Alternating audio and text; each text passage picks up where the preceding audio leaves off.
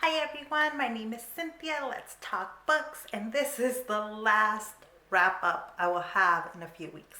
I promise. I've been catching up on my wrap ups, so if you've missed any of those and are interested in the books that I've been reading so far this year, go ahead and take a look at those. But I read 9 books in March. And let's just get started with them. The first book that I read was All at Night, All Blood is Black by David Diop. This is an amazing World War I story. It is told from the perspective of an African soldier, and actually, he's telling the story of how his best friend dies in the war, and everything is just so beautifully and tragically told. And I loved it. I first heard about this book from Brian over at Bookish. I'll link his channel down below. And just, he was right about everything he said about here. And so if you're interested in World War I stories, in war stories, in the story of colonial troops, you will like this book. If not, then obviously not for you. But this was definitely a great read for me. The next book that I read was Bad Witch Burning by Jessica Lewis. This is a book that I heard Shannon over at That Suppo talk about. I'll list her channel down below as well. Whenever Shannon loves a book, I know that I am guaranteed to like it as well. Like, I just knew it. And this is the book that she talked both in one of her weekly wrap-ups, and also did a dedicated review video to it, and I just knew I was gonna like it. It's a young adult fantasy about a young black teenager who can kind of speak to ghosts, and she can bring them to life and kind of help loved ones communicate with dead loved ones for some time.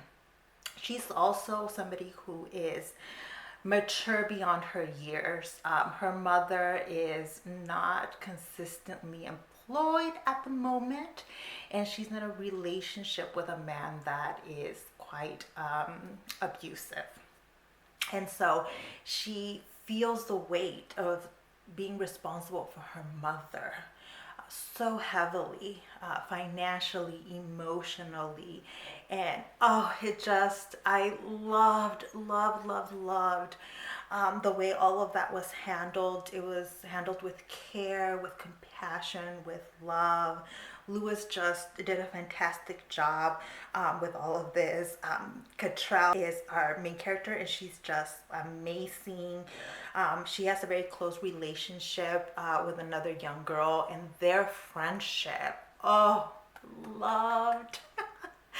um, that's and then the plot of the story was just fantastic, because it starts off with Cottrell being able to communicate with ghosts, and that is how she supplements her income to help pay for rent and help pay for food, and all of that, which is something she shouldn't have to do, but the reality of her life is she has to do it. And so she gets a warning. She gets a warning when we start the story about something coming, and then she discovers that her powers have progressed. And then we follow as she deals with that, as she deals with finishing high school, what that means for her family, what her mother's boyfriend does to the relationship. So, plenty of content warnings here. Physical violence, gun use, ghosts, dead people, just lots of content warnings. And there's not a discussion of, like, the abuse isn't always on the page. Sometimes it's just being discussed, but it is definitely there. So if those are triggers, I would watch out. But if you can handle the material, I think this is an amazing book, and I completely agree with Shannon that I am so surprised that more people haven't been talking about this, because it's young adult, it's fantasy, and it deals with a lot of social issues, and I just know that there's a big audience out there looking for these books, and I can't believe that the publisher didn't do more promo for this book. This is a book that I feel I should have been seeing everywhere, so that's why I'm spending a little bit more time here talking about it, because I highly recommend it. The next book that I finished was for my book club. It is A Man Called O by Fredrik. Backman. This is the second Backman book now I understand why people love Backman. This was a fantastic story. You start with Ove. He is a widowed older man, and he's trying to figure out his life after his wife has passed away. When we start the story, we don't really quite know what he's doing, but then little by little, the people, there's a new family that moves in next door to him, and they slowly start becoming part of his life, despite the fact that he does not want to be near people. He's a grumpy old man, and he does not want anybody to like upset his routine, his goals, what he's doing, and then the story also takes us back in time to tell us the story of his parents, his childhood, how he became who he is, which is a very grumpy old man with a ton of heart. And I found myself super emotional and like ugly crying through several parts of the book. And lady wanted to say hi, but it doesn't take much to make me cry, even when reading a book or watching a movie or consuming any kind of media. But to be ugly crying at several points during the book, that's a little bit more rare. So it's a very emotional, just very beautiful story with some also heavy things. So content warnings for attempted suicide, for grief, death of a loved one, and miscarriage. So some heavy topics, but just really beautiful story. The next book that I finished in March was An Afro-Indigenous History of the United States by Kyle T. Mays. This is a book that I picked up right at the right time. I'm teaching a couple of classes about race and ethnicity in the U.S., about the civil rights movement, and I'm buddy reading James Baldwin with a great group of people. So it was the perfect time to read this. It was the whole that came in through the library, and I have to say that this is a very important book that makes important connections between Indigenous and Black movements in the United States from the beginning of American history until today. I think if you are new to those topics, it is one worth your time to pick up, because what Mays does is really break up American history and the links between Indigenous and Black movements in a way that's easily digestible. If, like me, you're a historian and you know your American history quite well, the first half of the book, it's gonna feel too basic. Once he gets to the civil rights movement, though, Mays just I felt like opens up a whole lot of themes that are really important, that are really good. I loved his analysis of particular individuals. Like, he goes deep into James Baldwin, into Malcolm X, into a couple of different people that helped create bridges between movements. So overall, I think this is a book that's worth picking up, especially for people who are new to these topics. For people who are more expert on this, I think it might seem a little bit basic until he gets to chapters that might interest you more. So those are my thoughts on that. The next book that I picked up was Festive in Death by J.D. Robb. This is book number 39 in the In Death series. This is a futuristic detective story in which you follow Eve Dallas, and each book she solves a different crime.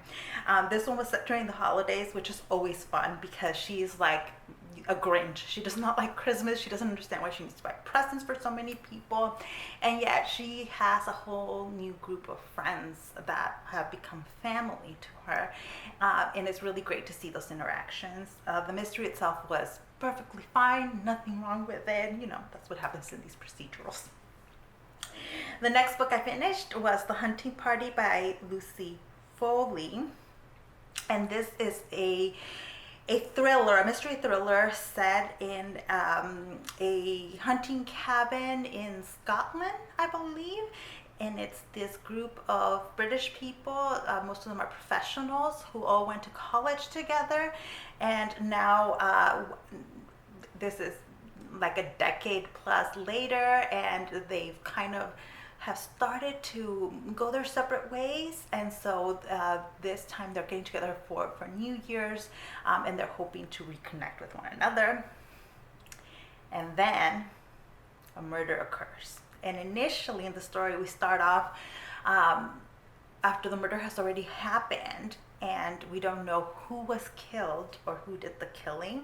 They're also snowed in, so authorities can't get to this place right away, and so creates this, you know, very thriller-esque dynamics, which was really cool. I didn't figure out, it was really dumb of me not to have figured out who was killed.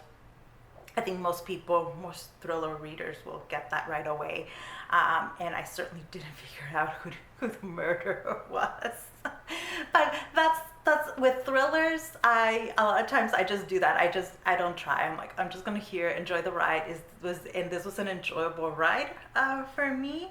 There's nothing like super special about it to me, but it was a fun, quick read that I really enjoyed. And if you're into thrillers set in enclosed spaces, I thought this was fun. The next book that I finished was Caste, The Origins of Our Discontents by Isabel Wilkerson. And I have to say, I've never read Wilkerson before, but I am going to read The Warmth of Other Suns. I have that book I'm ready to pick up at some point this year. But I picked up Caste because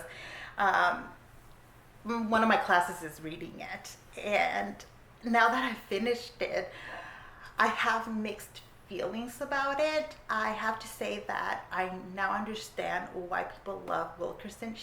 She is an amazing academic writer. She writes in a manner that is easy to understand, easy to follow. She builds an argument. I mean, she gives you the argument and then builds it little by little with layers, explaining everything in ways that are very accessible for most people to understand, that are clear and thorough. Like, that was all amazing. And I enjoyed about 2/3 of this book. I thought there were some really interesting, thought-provoking connections and arguments made. The main argument she's making is that what we have in America is a caste system based on race. And so she compares a lot our caste system in the US to that of India and to Nazi Germany. And I thought that was thought-provoking, and it led to some really interesting discussions with my students. However, the last third of the book I felt was overdone. Like, she keeps emphasizing the connection with Nazi Germany in a way that just feels like, okay, it's too much. And it's not useful at some point when you overdo that connection. She also starts talking about the American health care system and how that has been affected by a racial hierarchy in the United States. And in making connections to Europe, she makes some big generalizations about Europe that for somebody who is not paying attention and is not familiar with European history, like, you won't catch them. But as a historian, I was like, wait a minute, what you're implying here, what you're saying is that Europe doesn't have the same kind of racial problems that the US has, but they do, they absolutely do. And this kind of glorification of Europe when it comes to healthcare systems is very common in the United States. But it bothered me as a historian. And there were a couple of other things there in terms of the Nazi connection too, that as somebody who teaches that history also felt like, okay, sure. But they didn't quite work for me. So these were things that like I would right away were like, oh no. On the other hand, like I said, I think a lot of readers will get things from it. The other problem I have with it though is this her main argument of calling what we have in the U.S. the caste system. I mean, there is no question that we have a racial hierarchy in the United States. It's embedded in our legal documents, in our Constitution, in all the ideas of the founding fathers. It is very clear that when they said all men are created equal, they didn't mean all men, that there were very clear racial ideas. I mean, black men were not even worth an entire whole person, right? They were 3/5 of a person. And so, so that it's absolutely there. There is a racial hierarchy. But I do wonder what's the value of calling it a caste system instead of just calling it what it is, which is a racist and racialized system. And that change in vocabulary might be useful at times, but also not useful if it's going to hide or allow us to ignore or not just call things racist. I'm like, why? We should just be able to call things racist. But I still found the argument thought-provoking and like interesting. Right, just really interesting. She mixes in chapters in which she discusses her personal experience, going to conferences, talking to caste scholars. That stuff is super, super interesting to me. Her personal experiences as well. And so it's not, I'm not saying, this is not a negative review of the book. I just have points that I am critical of in here. But yes, those are my thoughts on Caste. And I'm welcome to discuss these points further with anybody that wants to have a conversation down in the chat. As long as it's going to be a respectful conversation, I'm happy to have people disagree with me. The next book that I finished was The Viscount Who Loved Me. This is the second Bridgerton book by Julia Quinn, which the second season of Bridgerton on Netflix is based on. I have a close relationship with the Bridgerton series. It's a series that helped get me through graduate school in a way, because she started releasing those books when I was at the end of college and then into my graduate school year, and it was like the one for fun reading that I allowed myself through graduate school, which I should have allowed myself more of that. But regardless, I also, right before graduate school, I think it was right before graduate school, I won a contest at Julia Quinn's website, which is the way you used to have to win contests by authors. And so anyways, I have a particular relationship with the Bridgerton books, and I really enjoyed rereading The Viscount Who Loved Me. This one is a lot less problematic than the first book in the series. There's a kind of sexual assault that's very glossed over in book one, but book number 2 does not have that. And I actually enjoyed both the show and the book. They are different. The show creators take a few things a different route, and I thought that was great. And I really enjoyed the book too. So yeah. The last book that I finished in March was The Daughter of Dr Moreau by Silvia Moreno-Garcia. So this was an early release copy that I got, an ARC I received via Netgalley. And I'm so grateful that I don't know how or why I'm actually getting the arcs of Silvia Moreno-Garcia's books, but I have been getting them on NetGalley, and I am extremely grateful for that. This book, for me, it's a 4 out of 5 stars, so I don't think it's as good as Mexican Gothic or as good as Untamed Shore, which are two of my favorite Silvia Moreno-Garcia books, but it was good. It's disturbing and creepy. So creepy. And I was not expecting that necessarily because I had not read H.G. Wells' The Island of Dr. Moreau, which is, this is Silvia Moreno's take on it, which she takes that story by H.G. Wells. She sets it in Mexico and in actually probably in a similar time period in the 19th century, with layers of colonialism and all kinds of other themes in there. And it is fantastic. I think what she does with that story is really, really great. She improves on H.G. Wells' story, I feel. But as a result of what the original material is, it's a very creepy story.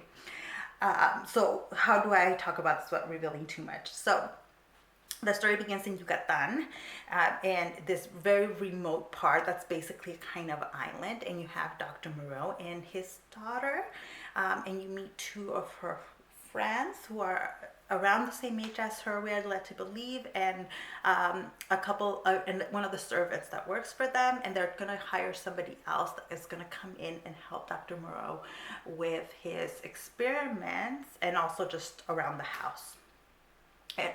In the small estate, it's a small estate, and they want the right person for the job. Dr. Moreau is very specific about this.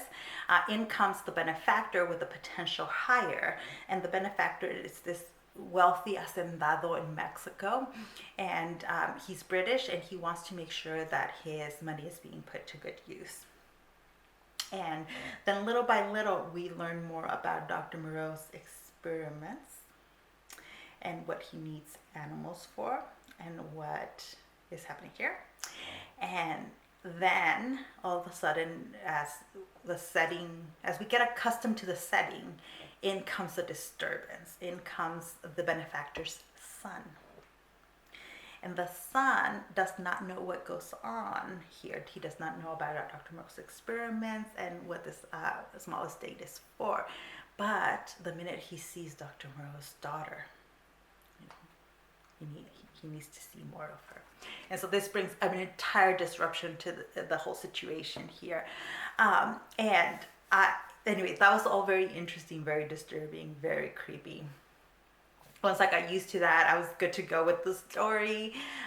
One thing that's different, and I think what made it a little bit less enjoyable to me than some of the other Silvia Moreno-Garcia books, was the main female character. Carlota. Most of Silvia Moreno-Garcia's books feature very strong, flawed women. It's women with ambitions who want to do things, but usually social, cultural elements hold them back, and the story is about them fighting through this. Carlota is not the typical Silvia Moreno-Garcia heroine. She needs to not be, because of who and what she is. That character needed to be more passive. And so instead, I think there's a side character that kind of embodies the Silvia Moreno-Garcia heroine characteristics, Lupe, better, and I found her really interesting. And so that was like my one critique of the story, but I still really enjoyed it. Content warnings for real creepiness, for animal dissections and descriptions of animal parts. So a kind of body horror is very prominent in the story. And then violence, colonialism, racist attitudes, especially towards indigenous people, are there.